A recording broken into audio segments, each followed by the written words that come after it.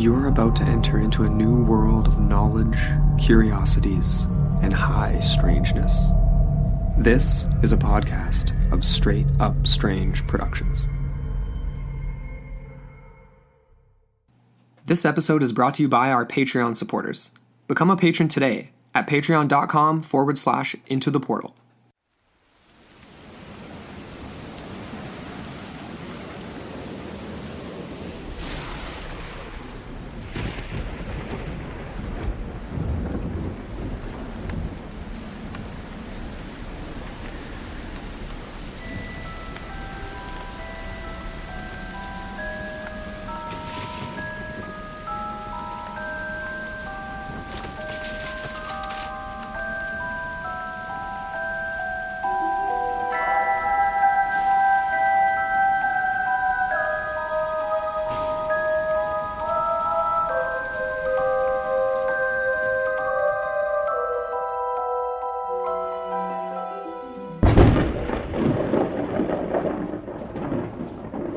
Hello, I'm Amber Ray.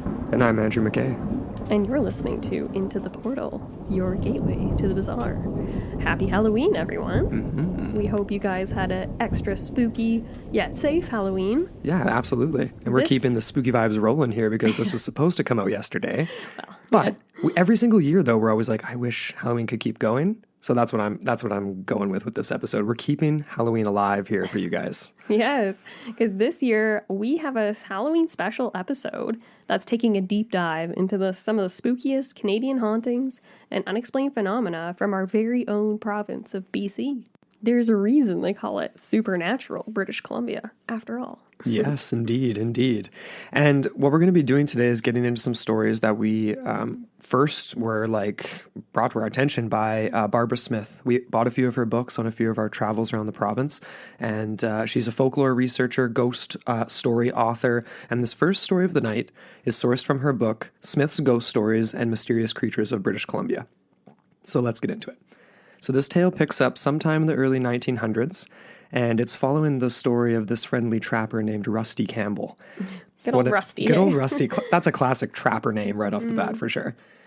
So after years of a lonely existence as a trapper, as it typically would be in that line of work, he happened upon a like-minded fellow tradesman, fellow trapper, and the two set out on one especially cold winter, as the story goes, to work a really isolated area of the northern territories of BC. This place had an abundance of wildlife, so in those days it was the perfect spot to set up trap lines. They struck a veritable gold mine, so to speak. They set up all their trap lines in a very fair and diplomatic way. And Rusty's claim included an area known as Otter Creek, and this sort of meandered down to a place called Surprise City. Or at least it sort of meandered down to the remnants of this place called Surprise City, which is now nothing more than a ramshackled abandoned fort that stood atop a small island that was situated in a bigger river. So history tells that this Surprise City, which is now a ghost town, had been built by surveyors that were passing through in what is now known as Atlan District or County. And at one point in its life, it formed a part of the support system for the Klondike Gold Rush. So obviously one of the most famous gold rushes in the history of that time period, right? Yeah, lots of stories from that era, lots of history. And so much darkness, too. Over time, there were murmurs and tales about this place that had sprung up about unexplainable encounters, disembodied voices, and the sounds of even a ghostly canoe parties on the river in the dead of the winter night. And Rusty had known of these stories. He knew about the strangeness going on around the fort of Surprise City, and the legend was that those who ventured into its confines were only too happy to leave as soon as they could because of what they were surrounded by. And Barbara Smith noted that, quote, "The scuttlebutt among the trappers indicated there was something decidedly unusual about this abandoned settlement. But why?" So Rusty had no reservations about this. I mean, at least initially. That is until he had to make a shelter one night right at the fort after realizing that he was way too far to make it back to camp before nightfall with all the furs he had collected that day. The weight of his load was just far too much. Mm-hmm. And by morning, Rusty would have his own unexplainable story of an encounter with a very infamous ghostly canoe party. So after settling in for the evening, he was awoken hours later by the banging of canoe paddles and the sounds of an approaching party of men. He could hear their murmuring voices that carried across the freezing cold winter wind. You know, despite things being usually dampened to that time, that would have been unbelievably spooky. But he could hear these sounds coming towards where he had taken shelter. Incredibly, the sounds, which were obviously already strange enough in and of themselves, because Rusty and his partner were destined for isolation that entire winter, was that they were actually accompanied by the spectral apparition of a group of 3 men. So their voices were even more distinct to Rusty as he sat up and he was staring off into the night. He recalled later on how one voice sounded particularly Scottish and seemed to be in the company of a couple of French Canadians. So he watched as the men, they actively unloaded their canoes and attempted to make camp in the night. And he's watching this thinking, this can't possibly be. There's one problem with this. Massive problem. There was no way a canoe would have been able to have navigated the frozen solid river at that time, nor disembarked as they had with their canoe paddles banging audibly on the shoreline that stood covered in a blanket of at least 4 feet of snow. So what exactly did Rusty see that evening? Was it, the ghosts of 3 intrepid explorers that were completely lost in the wilderness? Was it an echo through time? Going back to our Partridge Creek episode, we might never know. We will likely never know. But this is the little appetizer story, if as it were, for our, What do you think of? What do you make of Rusty's ghostly encounter? I really loved this story because it's just like, it brings you back to a lot of those like classic Canadian history tropes and things like that. And a lot of the ghost tales we hear around here, Definitely. which do seem to almost be like these spirits that are replaying past events or something. Yep. That's how I take it. Because like obviously this must have happened in the summer. The scene that was replayed before him. Must have been. It's very cool to think that there's an audio component and then there's also a visual component to these apparitions. Totally. And just the idea of apparitions being ones that are more active and then ones that are a little bit more of like trapped in time. This reminds me of some of the stories of like Civil War soldiers that people will see in certain national parks, right, in the US and stuff like that. Or the Roman soldiers that are cut in half because the road used to be in a different place. They're not interacting with people necessarily, but they're there. It's that like snapshot in time. Yeah. That's what's odd to me. Yeah, a snapshot in time. That's a good way to phrase it, because as the story goes, and Rusty, he never made contact with these people. No. What happened was he ended up witnessing them, watching them for a little bit, and then essentially what happened was they were just blown away into the wind, because it was snowing and it was all like, getting blown around, and then they just disappeared essentially. And then he woke up the next morning, didn't even know what he had really seen, stumbled back to his actual camp with his furs,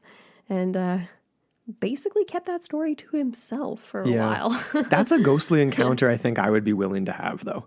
It's a little bit less. It's not in your face. It's not a poltergeist really or anything. Very interesting. I wonder if they were glowing, or like because it was winter, there's snow on the ground. Snow makes it a lot easier to see in the night. Yes. And I would imagine maybe there was, the story goes that there was no storm that evening. So there would have presumably been some moonlight too. Right. So maybe they were just lit up by the moon, or maybe they were actually like glowing. Oh man, it's a pretty cool one though. I like that one. Yeah.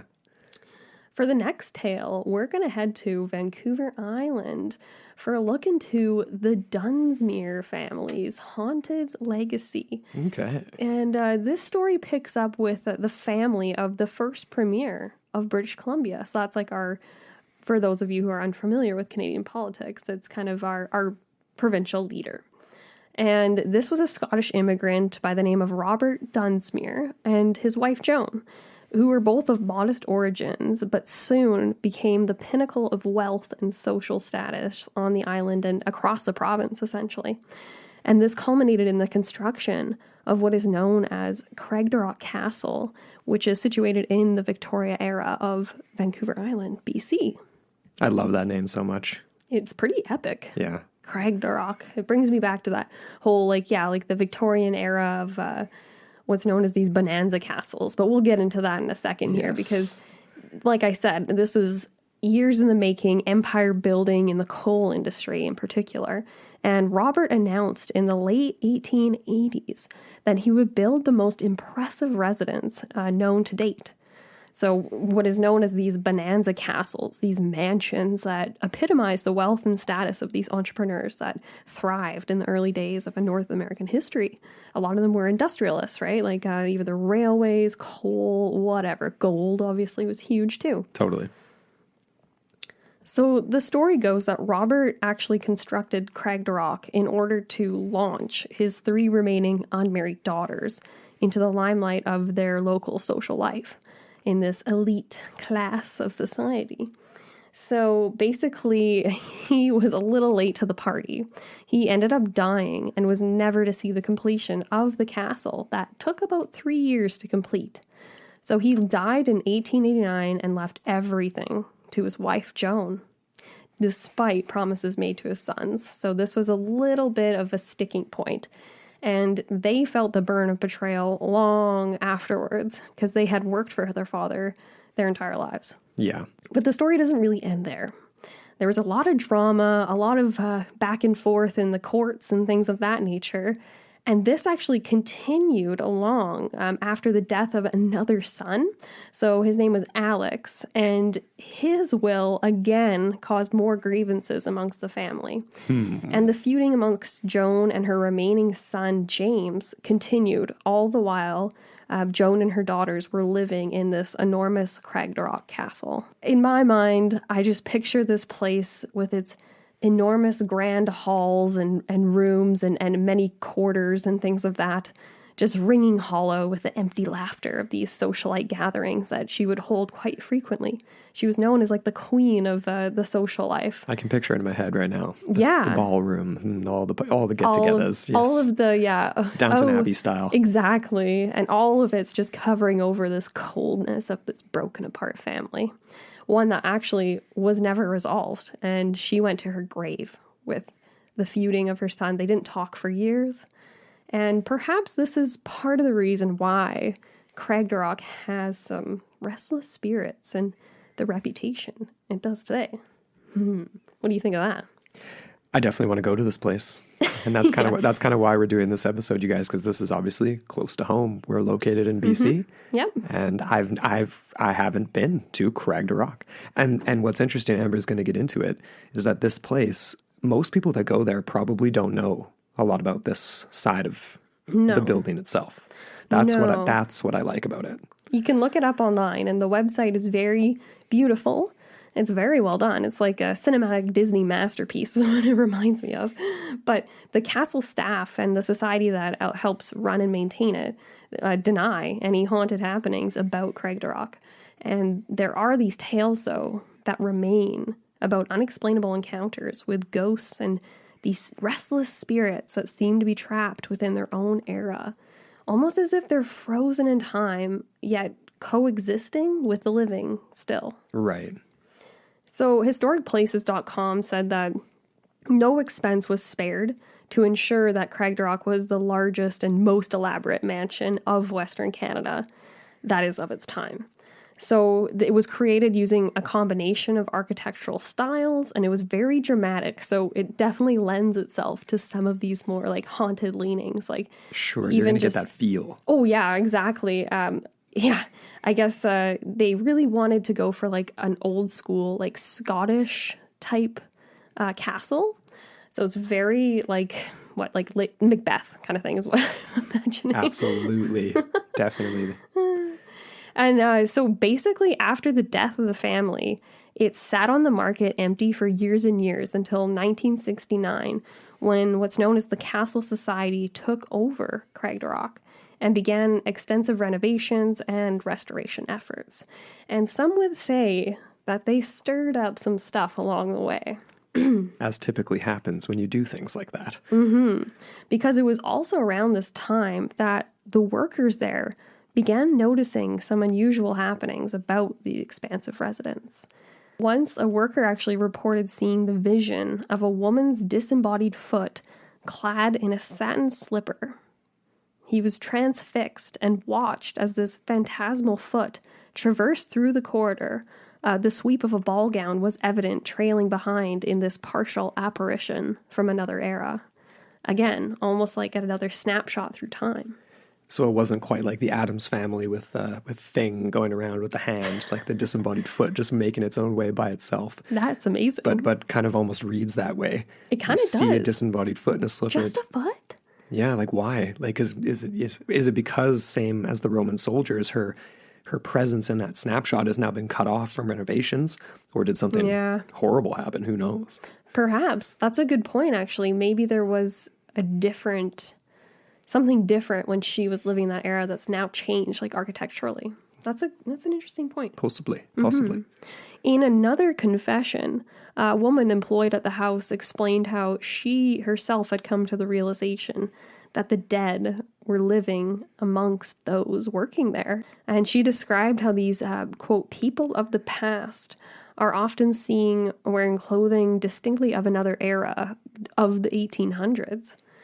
Such as a maid that actually happened in on a meeting one night. She opened the door, dressed in traditional Victorian era black and white uniform, glanced about the room very cogently, and then went on her way down the hall without a word. I love that. Yeah. And you know what? It kind of, it reminds me of a lot of Halloween movies I guess we've watched recently, because it would make you wonder when you see this type of an apparition, what it is. Not necessarily who it is, but what it is. Maybe. Because because we see things based on the lenses we have. We would see a maid, but it's like that's what would make sense in a castle or in an old house or in an old haunted whatever, right? You think it's like a disguise? No, I'm saying that, like, I'm always weary of, like, could it be much more than just a peaceful apparition of a maid dusting the drapes, you know what I mean? It's strange, but it's not really anything that has caused anyone harm. It's not nefarious, no. Other than maybe a little bit of a sleepless night. Perhaps. However, there is the apparition of a little girl that's known to inhabit the basement. And now you're getting freaky. This might have a creepier origin, but no one really knows who she is and why she remains as she does in the dark, cold, stone-walled basement. Perhaps no one except Joan herself, who was one of the last inhabitants of the castle. And like I said, this just stood empty until the castle society took over. No real estate broker would take it on. It was just a pariah on the market. Oh, man. Mm-hmm. But most interestingly, too, is the idea that the spirit of Joan has remained with the castle as well, along with all of these restless spirits that roam its many extravagant corridors. So there was one employee of the castle that told of an experience that she has yet to explain, and this occurred in the chambers of Lady Joan, where she resided in her final years. Right. The place is known to be pervasive with an air that's different from the rest of the castle. It's almost as if the pressure has been altered in some way or another. And the story goes that a display case was erected in Joan's sitting room, and it actually displayed a men's walking stick and top hat. The case was reportedly locked very securely, with no source of wind or way to disturb the contents within. However, it's said that Joan protested at this invasion of her rooms, and she apparently objected to these foreign belongings being placed there. For the next morning, a staff member arrived to find the display knocked off its stand. The lock was examined and found to be still secure, with no source as to what disturbed the interior. Mr. Dunsmere, perhaps? I mean, whose top hat and cane was this? That's an interesting question. It could have been one of the Dunsmere families, I would imagine, because of the fact that it was restored and still speaks to the history of that family today. They're Totally. they're an infamous family. They're not notorious, but they're, Oh yeah, no, they're well known. I mean, if you've been to Vancouver, I mean, there's a million things named after them beyond just street names and stuff. Oh yeah. There's parks and whatever else. Sure. And on the island, I'd imagine there's a lot too. Probably, yes. But crazily enough, this haunted history of the Dunsmere family doesn't end there. But first, we'll have a quick word from our sponsor. Hey everyone. People always justify putting their mental health on the back burner. I'm too busy. I'll make an appointment next week. Or it's not too bad. I don't need to talk to someone about it. It's fine. But you know what? It's not always fine. And that's why BetterHelp.com is so awesome. First off, it's more affordable than traditional offline counseling, and you can connect with a licensed professional in under 24 hours for professional help, not self-help. You can benefit from the huge advantage of BetterHelp being available on multiple platforms across the globe. So you have the help you need wherever you are, without ever sitting in an uncomfortable waiting room. Time problem solved. This is all on your time. They are 100% committed to you from the get-go, and you'll get matched with the best person for what you need. And it's easy and free to change counselors if the need arises.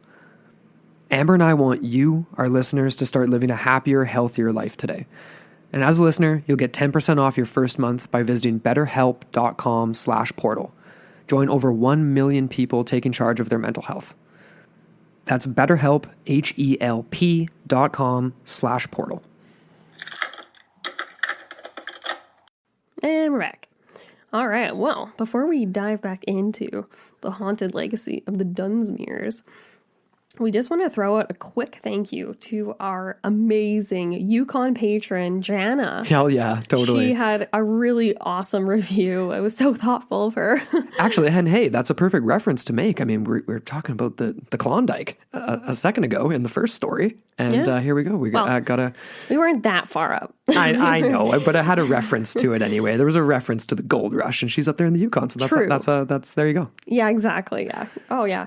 But thank you. We really appreciate it. And for everyone that has left us a positive review and a 5-star rating, that just makes our day all the time. And massively appreciated. Totally. We just love seeing what people have to say, and even if it is constructive criticism. And anyways. No, for sure. No, we really appreciate it. So if you guys haven't yet, click those 5 stars, leave a written review if you want to. That's awesome if you're too. loving the show. That's always great. Totally. Helps us out a lot.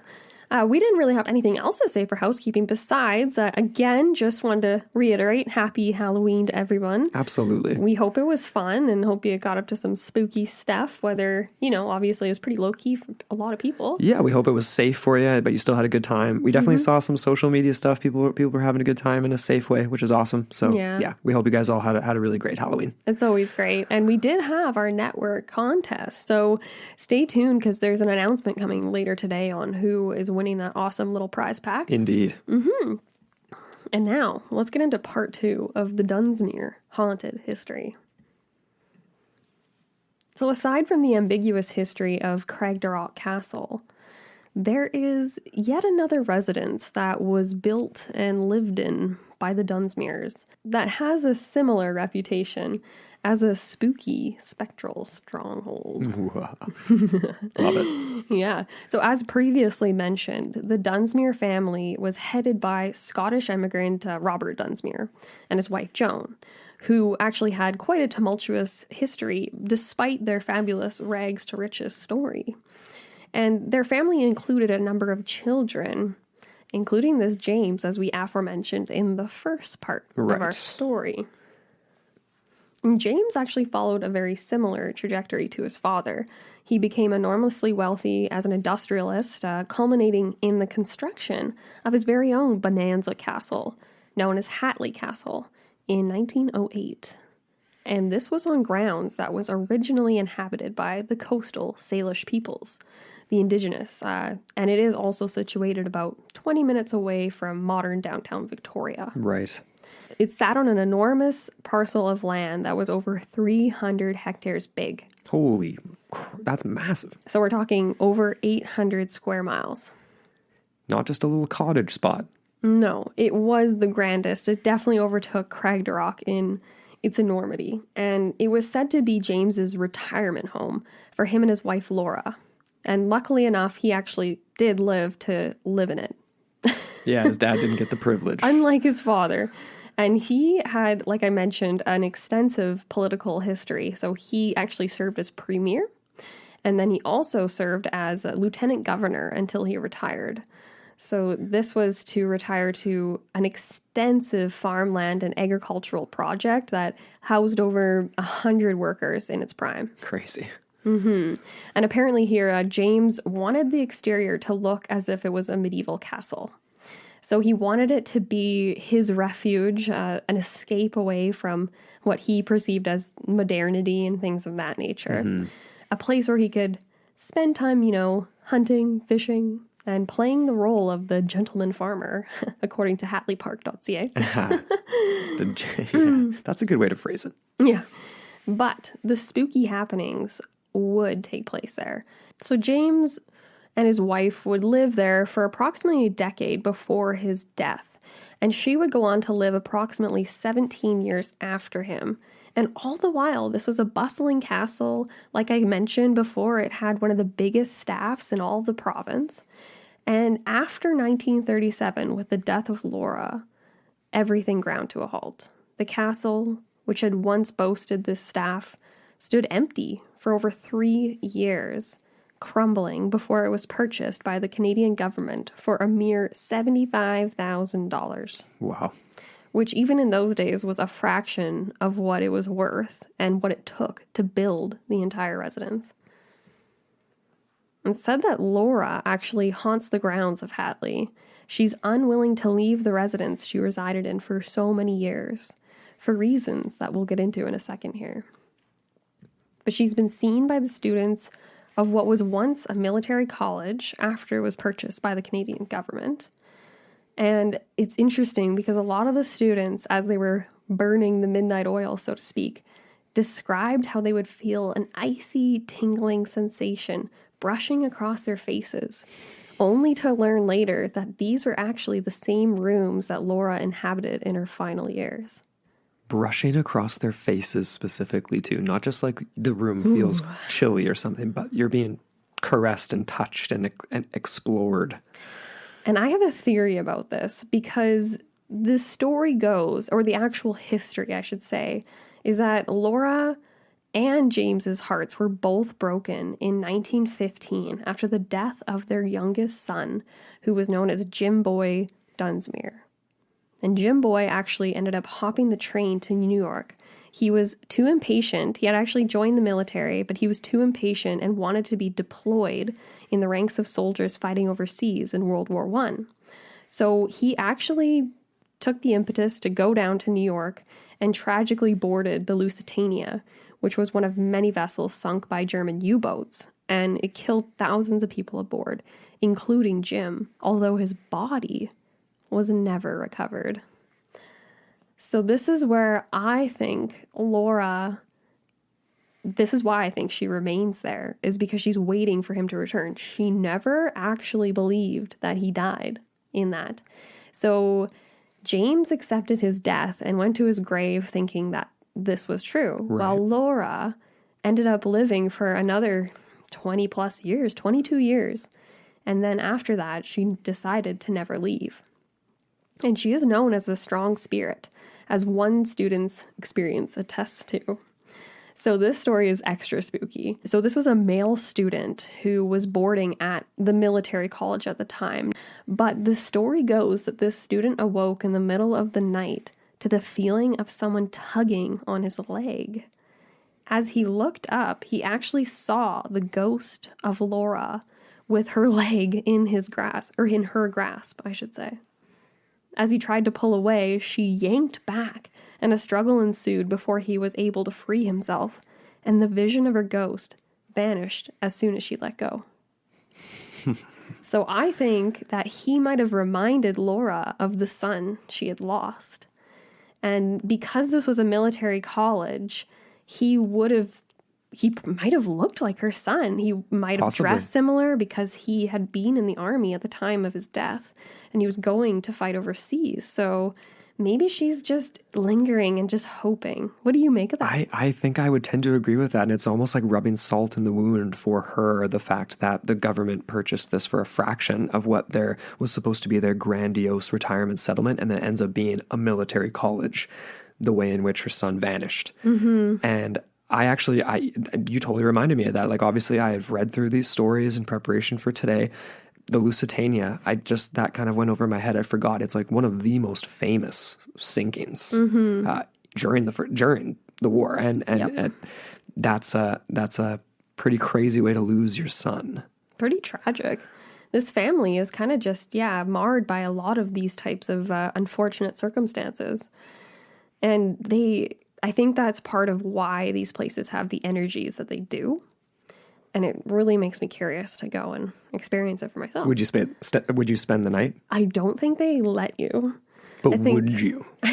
I would try. Would you? I would try. Would you for real though? Oh yeah. If it was like a bed and breakfast, I would totally do that. Yeah, B&B. You guys let us know listening. We'll get to that again at the end. But it's not even the end of the story though, because it's not only Laura that haunts these grounds. It's actually her husband as well that's reported to roam the corridors. And in particular, the study is his hotspot. And the story goes again that because of his heartbreak, he would just spend all of his nights just pining away in the study, which was located on the ground floor. And he endlessly played this one record in particular called Where Is My Wandering Boy Tonight? So he was very, very upset. He couldn't let it go. Neither could Laura. And one story actually goes that she was fed up with him playing this music and one night just stormed into the study and broke the record. So it was a lot of discontent and strife that plagued these people. But it's not just the family. There's also said to be a nanny that haunts the halls of Hatley, and she died many, many years ago, yet remains on the property and occasionally follows families home, so it seems. According to one woman, she related how her family actually went to visit Hatley one day, and she had a young daughter with her. And as they were leaving, she started to get a really strange sensation. She couldn't justify the feeling, though, so she just shrugged it off, not saying anything. However, later that same night, she was awoken in the pitch black to the sound of a child's crying. She, like any mother would, ended up bolting to her daughter's room, only to realize that the girl was fast asleep. She went back to her room, only to hear the crying continue throughout the night. Eventually, fed up, the couple found a baby monitor, and it was emitting the sounds, yet it was doing so while it was unplugged and with no batteries in the compartment. Oh, God. So was it the nanny trying to, was it something to do with that? Because supposedly she felt as though there was something going on. And so the strange happenings actually did continue to plague her, like weird poltergeist type things, like stuff getting knocked off shelves when it shouldn't, and things moving around and strange noises, until she contacted a medium. And the medium told her that there was this presence of a nanny. And she didn't really know what to tell her other than just be patient. And eventually the nanny moved on. So that was a little bit of a more less dramatic ending than some of the horror movies we've been witnessing these days. Because that's totally teed up to be just like that, like just this sort of like vague nanny who, like presumably a nanny for their young son before he was old enough to enlist in the military or something like that. Yeah. Who maybe was heartbroken as well. That reminds me almost of The Woman in Black and like the nanny there, witnessing that loss and then being, who knows, maybe even attached to that place later on down the line or whatever. Obviously that's a fictional story, but you know what I mean. But who is the nanny? Spooky to imagine. It's really spooky. Could be good, could be bad. Could go either way. Could go either way. I mean, I'm reeling from Halloween movies right now and horror movies, so it's like you always expect the worst, hope for the best. Yes, that's a good policy to have. Because actually there was a more recent happening, and this was in May of 2012 at Hatley, and there was documentation of a ghost. And this was actually a photograph that was captured by a member of a ghost tour. So I guess there are ghost tours that do happen to come to these places. Awesome. I don't think they're open to them at Craigdarroch, but I guess Hatley is a little bit more friendly to that type of thing.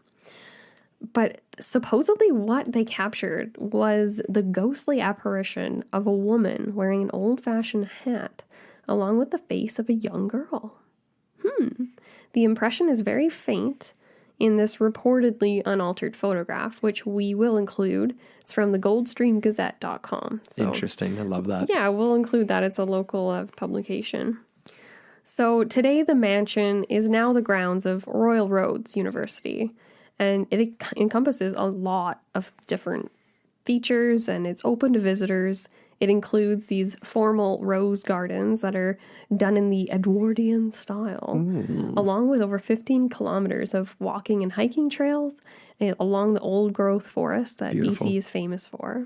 Might see a Sasquatch around there. Possibly. There's also a historic First Nations site, along with a spectacular view of these Olympic mountains. It's just an incredible place, and I've only seen photographs, but I really want to go visit this. It seems like an epic location. It's so close to us, and obviously we've been to the island, but yeah, there's just so much more to see, and so much more darkness to be explored, quite frankly. Now, let's get into our final story. The spookiest of the bunch, perhaps, but we'll let you, the listener, decide. Indeed. Yes, indeed. We're sticking with Vancouver Island and going to take a look at what's known as the Haunted Todd House, which is located once again close to Victoria, the capital of our province.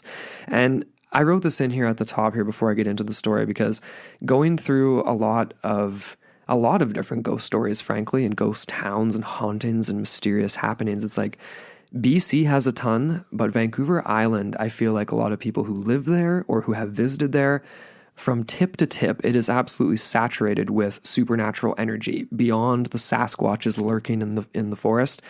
It's a strange place. It's got a lot going on, not just because it's a place of early settlement, but that definitely ties into it, and that definitely ties into this story as well. So this tale takes place on a particular parcel of land that was once owned by this guy named John Todd. According to records of those who knew him in the area, he was an eccentric man, a strange man, not in the kind of way that turned people off outright, but he certainly had a unique personality and was known to be that way.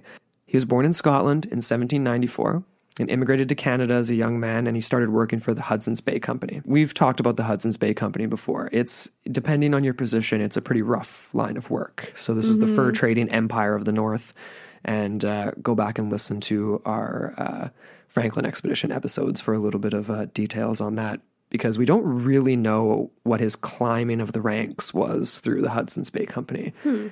He was, by all accounts, a fairly cutthroat businessman. He was certainly focused on his business, and he did extremely well in the fur trade. He made connections with a lot of different people, which propelled him to the title of Factor-in-Chief Fur Trader. Actually, he was posted at Kamloops, BC, which is just north of us here, about 4 hours from Kelowna. And he was one of the first appointed members of BC's Legislative Council. Kind of interesting too. So he was a man in a position of power, and this allowed him to settle years later on Vancouver Island, in a place just outside the community of Oak Bay. Gorgeous, gorgeous place, extremely sought after nowadays for sure. This was supposed to be his retirement. It was set on this peaceful 460-acre parcel of absolutely lush, tranquil land that was extremely remote, the perfect place to retire. Get some privacy, hey? Indeed. Privacy for what, Mr. Todd? This all seems fairly natural, right? But the strangeness with Mr. Todd really began with the idea that he had a lot of wives. It's believed that over a short period of time, he had at least 4 wives come and go. Some say as many as 6 different marriages had occurred. But as a shrewd businessman, it seemed once again as sort of a simply natural cycle to a lot of people, a lot of onlookers watching that, because he was so shrewd and so fickle that he might cycle through these wives in such a way. We know that Todd was far from a devout Christian, and this was commented on by many people in the community. So the idea of the sanctity of marriage as an open agnostic definitely didn't tie in to his lifestyle. So again, cycling through wives kind of makes sense. But John would carry on to enjoy his retirement to the onlookers that were living in the area of Oak Bay. He built a French-Canadian-inspired craftsman home. But one day, at the ripe old age of 94, John passed away. He died inside the home. His express orders after death was that there was to be no formal funeral, no Christian ceremony, no Christian burial. But his wife at the time decided to go ahead with the whole thing anyways. She herself was a committed Christian, and so she buried him with a full Christian ceremony. To make things even a little bit more strange, according to a local newspaper archive found later, during the period leading up to Todd's death in 1882, he was openly involved with the spiritualist movement, so very much like the Arthur Conan Doyles of the world around that same time. This was a practice that allowed communication with the dead. and he was known to have participated in seances in the area. So despite being agnostic in a religious sense, he was into some high strangeness for sure. He's open, but unconvinced, I suppose, eh? It seems to be that way. At least, I mean, unless he was... It makes you wonder, after however many wives you've had, is he trying to reach someone specifically? Ooh, or is he involved in other types of ritual practices? Possibly. But going back to the burial itself, so he passes away, he asks for a not traditional Christian burial. He gets it anyway. And as later events would show, this didn't seem to sit well with what would now be a very restless spirit of Mr. John Todd, because immediately after he was put in the ground, bizarre things started to happen around the house. Doors that were closed were said to swing open. Doors that were open would slam closed in the presence of people with no one else in sight. There was no reason for this to be happening. Dishes and cups would rattle in the cupboards. Footsteps would be heard throughout the house that were accompanied by a distant and extremely restless voice. Someone pacing that clearly didn't know exactly where they were, or something of that nature. And then sometimes, and possibly the most classic thing, there would sometimes be a rocking chair that was in one of the bedrooms that would continuously rock back and forth as if someone was sitting in it. Very much like the woman in black. So these are all classic haunting experiences, and it seemed as if Mr. Todd was sticking around the house. Things really kicked off in the early 1940s. So 1944, the home was purchased by a Mr. and Mrs. Evans, who, like most of their neighbors, loved to decorate for Christmas. They were devout Christian families. And the family would hear some mild noises for a time and a few sort of very basic things, but they didn't outright think their house was haunted until one Christmas morning. The Evans family woke up to find their tree and all of their decorations torn from the walls and piled together in the middle of the living room. Off-putting, to say the least. Mr. Todd isn't happy. Clearly not. And we don't know how much he enjoyed Christmas or not, but he's clearly not okay with them and their decorations this time of year. That would freak me right out. That's like, clearly it's like, you are not wanted here type of stuff. Yeah, definitely. But things would get even darker from there. Despite already living in the house for a short time, the Evans soon realized that one particular bedroom was always freezing cold. Not just sometimes, but always. Even in the summer, the room was noticeably chilled. And the family came to call this the, quote, eerie room. Now, anytime you have to name a room in your house the eerie room, it might be time to list, because that's not good. Even though they still tried to make use of this room later on, which wasn't a good idea. Well, yeah, either you move or you call the Ghostbusters, in my opinion. You got to do something like that because, yes, things are getting strange fast. And they continued this way. It escalated from there. There was one day where the window to this bedroom, which had actually been nailed shut when they purchased the home and they left it that way, shattered and crashed to the lawn below without anyone in sight. There was absolutely no one in the room, as if there was someone desperately trying to escape, however. So no one in sight, but the window was smashed from the inside out onto the lawn below. Even despite this, they still tried to use the room. So one weekend, guests were invited over, and the bedroom had been spruced up to feel a little bit more comfortable.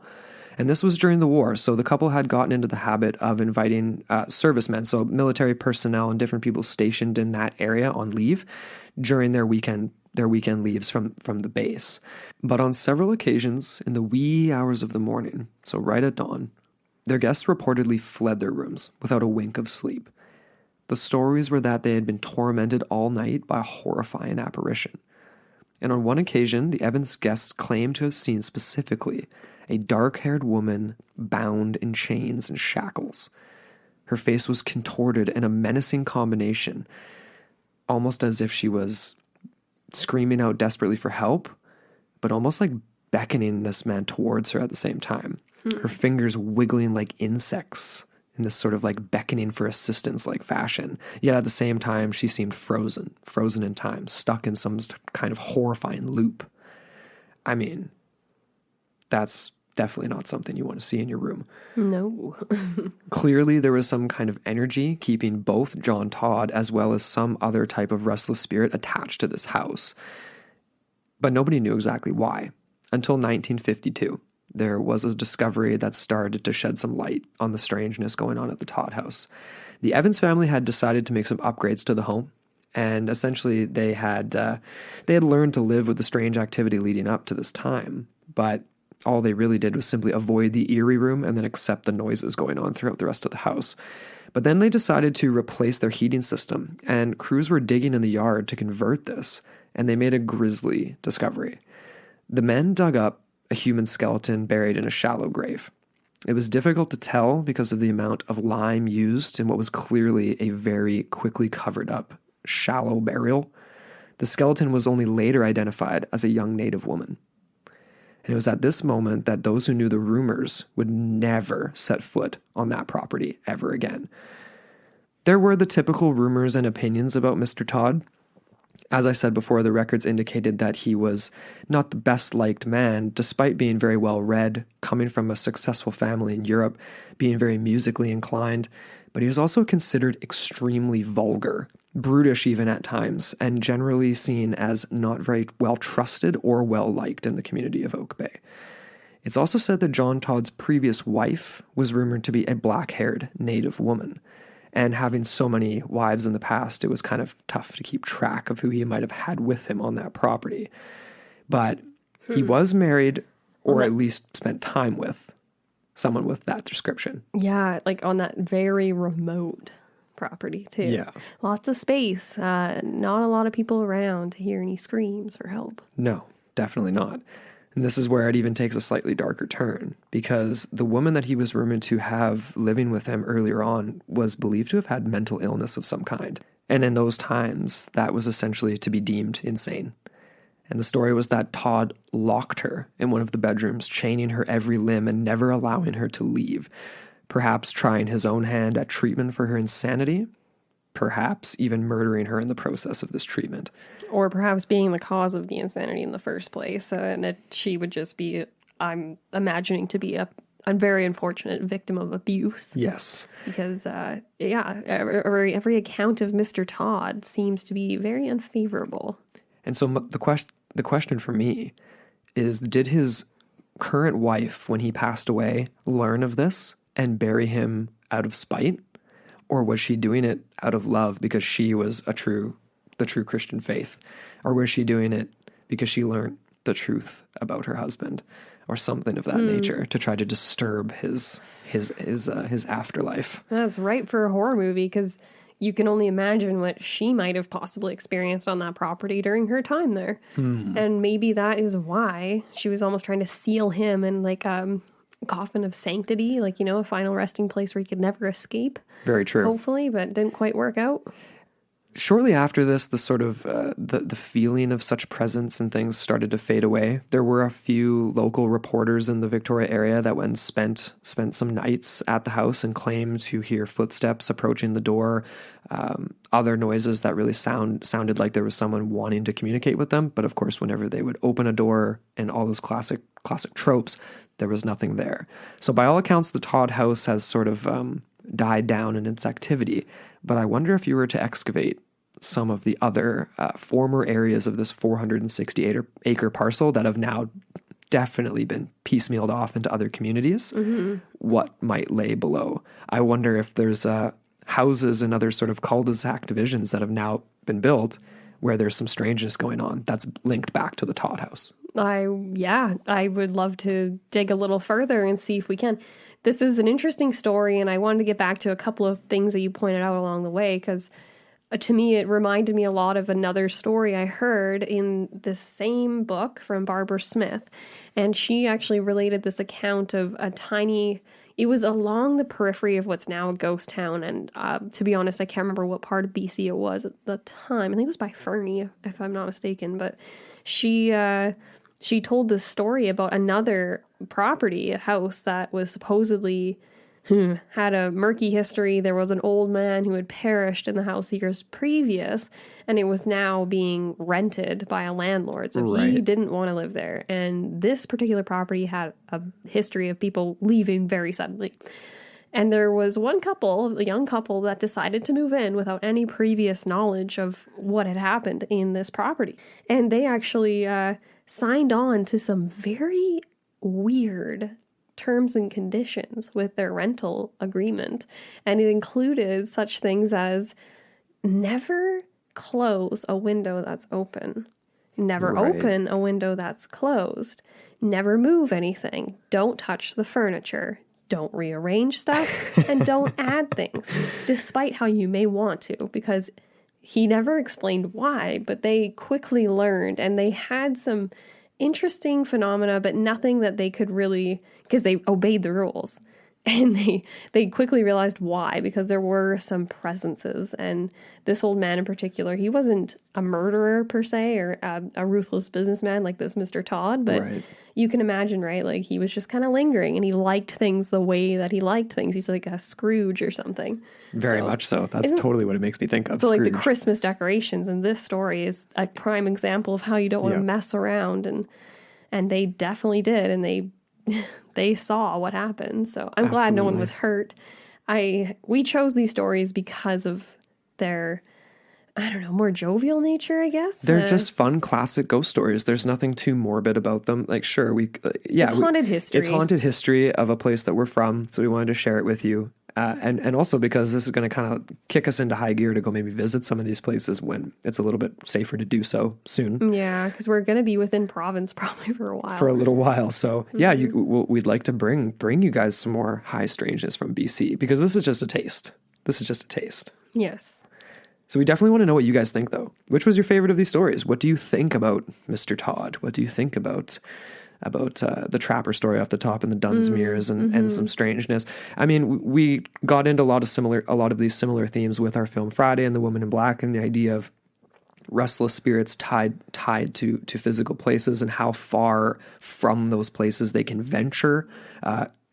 You know what I mean? Like, how specific does it get? Can it get? And the difference between a straight apparition that has a little bit more agency versus a time slip or seeing a snapshot in time, which is very much like we got into. Again, I'm always hearkening back to old episodes, but with like Partridge Creek and whether or not dinosaurs can be apparitions the same as we see humans, right? But it is very fascinating. There's definitely some strange physics at play that we can't comprehend. Might have to get back to Chris Coxwell, see what he thinks about that. Okay, well, we want to know what you think, and we've really enjoyed ourselves. Again, I ought to say it, happy Halloween. Happy Halloween, everyone. And another, 364 days and 24 hours. However many hours, yeah. However many hours, off. yeah. Oh, it's pathetic. Oh, man. But as always, thank you so much to all of our listeners and all of our Patreon supporters. We appreciate you guys so much. Check us out on Patreon if you haven't already. Follow us on Instagram at Into the Portal Podcast, at Into the Portal 1 on Twitter, at Into the Portal Podcast on Facebook. Come follow us, hit us up, chat with us on there. We love hearing from you guys. And as always, until next time on Into the Portal. Your gateway to the bizarre.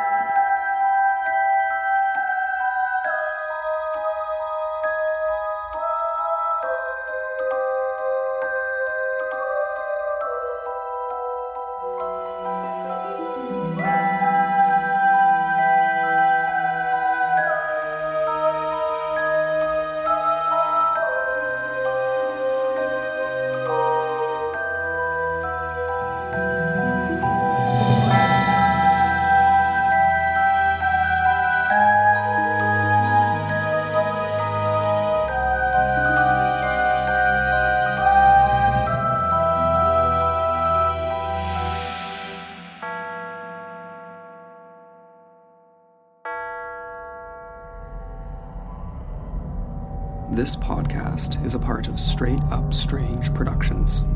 Discover more shows like this one at straightupstrange.com.